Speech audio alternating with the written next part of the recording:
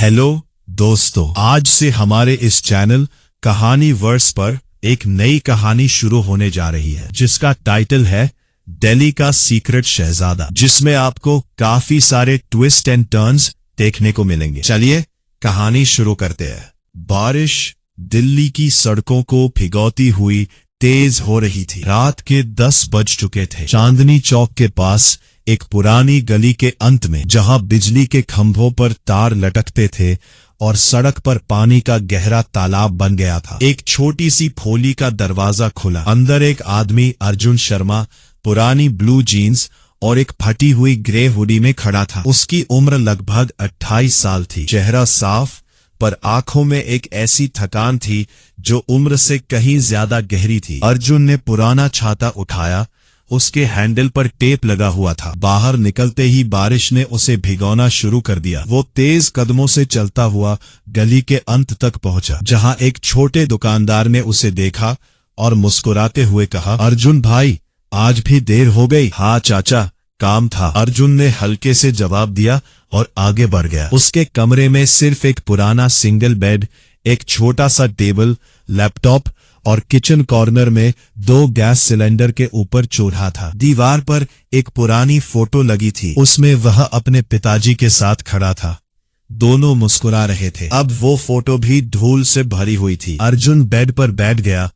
उसने आंखें बंद की और 5 साल पहले की रात याद आ गई। वसंत विहार के बड़े से शर्मा मैंशन में लाइट्स जल रही थी। ड्राइंग रूम में राजेश शर्मा, एक बड़े बिजनेसमैन, गुस्से से लाल होकर चिल्ला रहे थे, अर्जुन, तूने फैमिली बिजनेस को ठुकरा दिया उस मिडिल क्लास लड़की के चक्कर में। तूने सोचा भी है कि हम लोगों ने कितनी मेहनत से ये एम्पायर खड़ा किया है? अर्जुन तब 23 साल का सीधा खड़ा था। पापा, मैं बिजनेस नहीं चाहता, मैं अपना कुछ करना चाहता हूं, अपने दम पर। राजेश शर्मा हंस पड़े थे, लेकिन हंसी में गुस्सा था। अपने दम पर?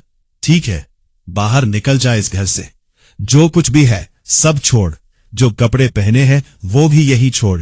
मैं देखूंगा कितना दम है तेरा। मां रो रही थी। करण भैया, अर्जुन का बड़ा भाई, मुस्कुराते हुए खड़ा था। छोटे सपने देखने से कुछ नहीं होता, अब असली दुनिया देख। उस रात अर्जुन सिर्फ एक बैग लेकर बाहर निकल आया था, बारिश में ही। तब से ये छोटी खोली उसका घर बन गई थी। Present time. सुबह के 4 बजे अलार्म बजा। अर्जुन उठा। उसने मुंह धोया, चाय बनाई, 2 चम्मच दूध, आधा चम्मच चाय पत्ती और थोड़ा सा अदरक। चाय का कप हाथ में लेकर वो छत पर चला गया। दिल्ली की सुबह धीरे धीरे जाग रही थी। दूर लाल किला की परछाई दिखाई दे रही थी। वह रोज यहाँ बैठकर सोचता था, एक दिन सब ठीक हो जाएगा। 5 बजे वह साइकिल लेकर निकल पड़ा। पहाड़गंज स्टेशन के पास रोज अखबार बेचता था। The times of India, Hindustan, Dainik Bhaskar. उसकी आवाज सुबह की ठंडी हवा में गूंजती थी। लोग जल्दी जल्दी अखबार लेते, कुछ पैसे देते। 1 घंटे में 150-200 रुपए हो जाते थे। फिर वह साइकिल पार्क करके मेट्रो स्टेशन की तरफ भागा। येलो लाइन मेट्रो भीड़ से भरी थी। अर्जुन खड़े खड़े लैपटॉप बैग को पकड़े हुए था। उसके बैग में सिर्फ लंच का डब्बा और पुरानी नोटबुक थी। ऑफिस पहाड़गंज से थोड़ा दूर एक छोटी सॉफ्टवेयर कंपनी कोडलिंक सॉल्यूशंस में वह जूनियर डेवलपर था। सैलरी 28,000 रुपए महीना। बॉस ने उसे इसलिए रखा था क्योंकि वह ओवरटाइम के बिना काम कर लेता था। ऑफिस पहुंचकर उसने पुराना कुर्ता उतारा और कंपनी की पोलो टी-शर्ट पहन ली। दिन भर meetings, bug fixing, client calls. दोपहर में उसने अपना डब्बा खोला। रोटी, आलू की सब्जी और अचार। साथ में बैठकर एक कलीग ने पूछा, अर्जुन, तू इतना टैलेंटेड है, क्यों इतने छोटे ऑफिस में पड़ा है? कहीं बेहतर जॉब ट्राई कर। अर्जुन मुस्कुराया, भाई अभी यही ठीक है, घर का खर्च चल रहा है। शाम को 7 बजे ऑफिस से निकलते ही अर्जुन ने देखा प्रिया की मिस कॉल आई थी। प्रिया, जो अर्जुन की गर्लफ्रेंड थी। घर पहुंचकर वो नीचे बैठकर कॉल बैक किया। अर्जुन, तुम्हारा फोन क्यों बंद रहता है हमेशा? प्रिया की आवाज में इरिटेशन था। सॉरी जान, ऑफिस में बिजी था। कल तेरा बर्थडे है ना, कहाँ चलना है? प्रिया थोड़ा रुककर बोली, कहीं अच्छी जगह ले चलना। लास्ट टाइम उस ढाबे पर ले गए थे, सब दोस्त हंस रहे थे। मेरे कॉलीग्स के बॉयफ्रेंड्स उनको मॉल या 5 स्टार ले जाते हैं। तुम हमेशा छोड़ो, तुम्हारी ये गरीबी मुझे सच में पागल कर देती है कभी कभी। अर्जुन का दिल दुखा, लेकिन वो हंसने की कोशिश किया। प्रिया, मैं कोशिश कर रहा हूँ, थोड़ा टाइम दो। 2 साल हो गए हैं हम दोनों को, तुम अभी भी यही हो। पापा बोलते हैं कि मैं गलत कर रही हूँ तुम्हारे साथ टाइम वेस्ट करके। कॉल कट होने के बाद अर्जुन बाहर निकला। उसके 2 दोस्त राहुल और विक्रम उसी बिल्डिंग के पास एक छोटे कमरे में रहते थे। तीनों मिलकर रात का खाना बनाते थे। आज क्या बनाए? राहुल ने पूछा, जो एक डिलीवरी बॉय था। दाल चावल और अंडा, विक्रम बोला, जो मैकेनिक था। अर्जुन हंसा, मैं दाल बना देता हूँ। तीनों मिलकर हंसी मजाक करते हुए खाना बनाया। खाते वक्त राहुल ने कहा, अर्जुन भाई, तू इतना अच्छा लड़का है, किस्मत कभी तो साथ दे। अर्जुन ने सिर्फ मुस्कुराकर कहा, किस्मत को तो थोड़ा और मेहनत से जगाना पड़ता है भाई। रात के 10 बजने के बाद जब दोनों दोस्त सो गए, अर्जुन अपना पुराना लैपटॉप खोलकर बैठ गया। स्क्रीन पर एक एप्लीकेशन खुला था, शैडो टेक।